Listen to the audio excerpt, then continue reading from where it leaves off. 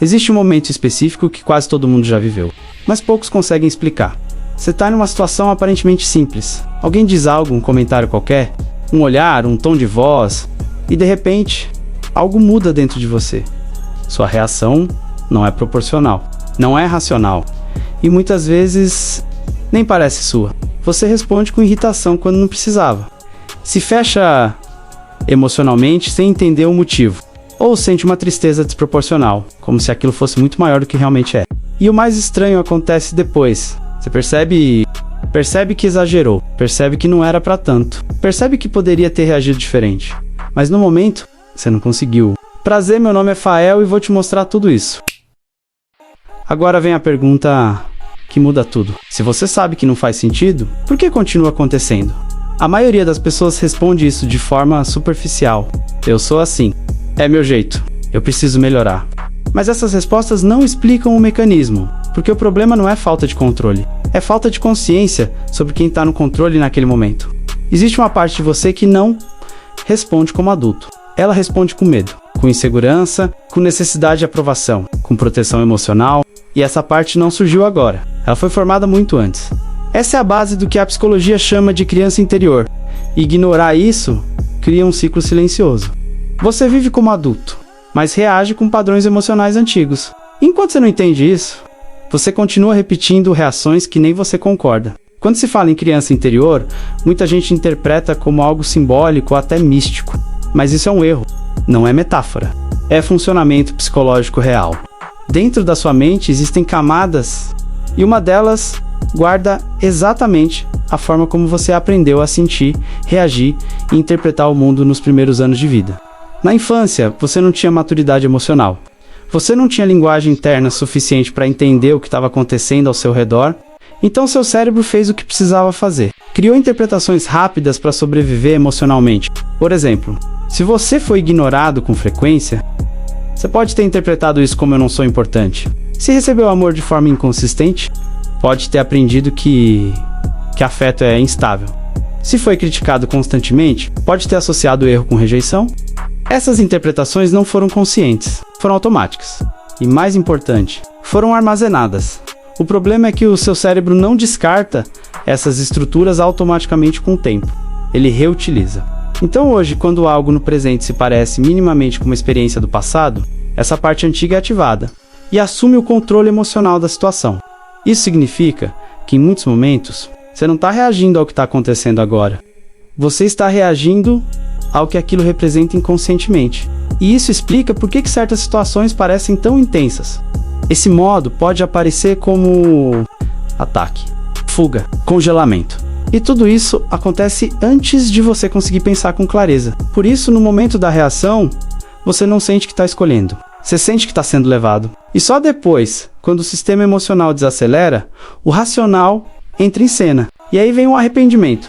Eu poderia ter feito diferente, mas naquele momento, você não tinha acesso completo ao seu eu adulto. E isso muda completamente a forma como você enxerga o problema, porque deixa de ser sobre falta de controle e passa a ser sobre falta de integração. Você não precisa se controlar mais. Você precisa entender o que está sendo ativado. E isso é o início da mudança real. Existe algo perigoso que acontece quando você repete um comportamento emocional por muito tempo. Ele começa a parecer quem você é. Você reage de uma certa forma várias vezes. Sente as mesmas coisas em situações parecidas. Tem os mesmos padrões em diferentes contextos. E com o tempo, isso cria uma conclusão interna. Eu sou assim. Mas isso é uma armadilha, porque transforma padrão em identidade. E quando algo vira identidade, você para de questionar. Você começa a justificar. Eu sempre fui assim. Isso faz parte de mim. Não tem muito o que fazer. Mas a verdade é outra. Você não é o padrão. Você aprendeu o padrão e isso muda tudo. Porque o que foi aprendido pode ser desaprendido. Mas para isso, você precisa fazer uma separação clara. Comportamento e identidade. Seu comportamento é uma resposta. Sua identidade é muito maior do que isso. E quando você começa a observar suas reações como padrões aprendidos, você cria distância. E essa distância é fundamental, porque é ela que permite escolha. Sem essa separação, você reage automaticamente. Com essa separação, você começa a perceber, isso não sou eu. Isso é um padrão que eu estou repetindo. E é exatamente nesse momento que a mudança se torna possível. Se existe um lugar onde esses padrões aparecem com mais força, é nos relacionamentos. E isso não é coincidência. Relacionamentos envolvem exatamente os elementos que mais ativam a criança interior: proximidade emocional, vulnerabilidade, expectativa de aceitação, medo de rejeição. Tudo isso conecta diretamente com experiências iniciais da vida. Então, quando você se envolve com alguém, você não leva apenas quem você é hoje. Você leva toda a sua história emocional. Isso significa que muitas reações não são sobre a pessoa, são sobre o que aquela pessoa ativa em você. Por exemplo, uma demora na resposta pode ser interpretada como abandono. Uma crítica pode ser sentida como rejeição profunda. Um distanciamento momentâneo pode gerar ansiedade intensa. Mas essas reações não nascem do presente. Elas nascem da memória emocional. E isso explica por que às vezes você reage de forma desproporcional, mesmo quando sabe que não faz sentido. Porque no nível racional, você sabe que não é grave. Mas no nível emocional, aquilo ativa algo antigo. E isso transforma o relacionamento em um espelho. Ele não mostra apenas quem você ama. Ele mostra o que ainda não foi resolvido dentro de você. E o mais curioso é que muitas vezes isso acontece, mesmo quando não existe ameaça real. Uma pessoa pode simplesmente estar ocupada, pode não ter visto sua mensagem, pode estar vivendo algo dela. Mas dentro de você, a interpretação não é neutra. Ela é emocional. E essa emoção não vem do presente.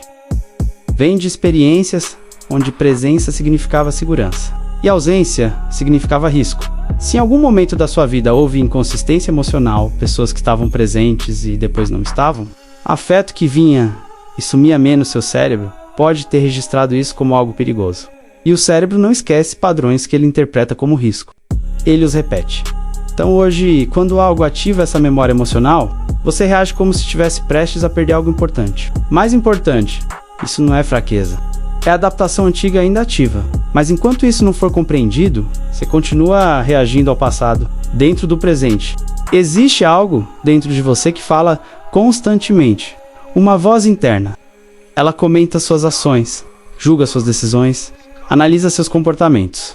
E muitas vezes, ela é dura, crítica, exigente, impaciente. Mas aqui está a pergunta que quase ninguém faz. Essa voz realmente é sua? Porque, na maioria dos casos, não é. Ela é uma internalização, um reflexo de experiências passadas, de formas como você foi tratado, de mensagens que você recebeu ao longo da vida. Se você cresceu num ambiente crítico, sua voz interna tende a ser crítica. Se cresceu com cobrança excessiva, ela tende a ser exigente. E com o tempo, isso se torna automático. Você começa a acreditar que aquilo é seu pensamento, mas na verdade, é um padrão reproduzido. E isso é importante porque muda a relação que você tem com essa voz. Você não precisa acreditar em tudo que ela diz. Você pode questionar. E isso cria espaço para algo novo, sem precisar agir imediatamente sobre isso. E isso muda tudo. Por isso, se inscreva no canal e deixe seu like. Para você pode reinterpretar experiências. E isso altera o impacto delas. Agora que você entende, não é mais automático. É escolha. Você não elimina a criança interior. Você cuida dela. Você integra ela. Liberdade não é não sentir.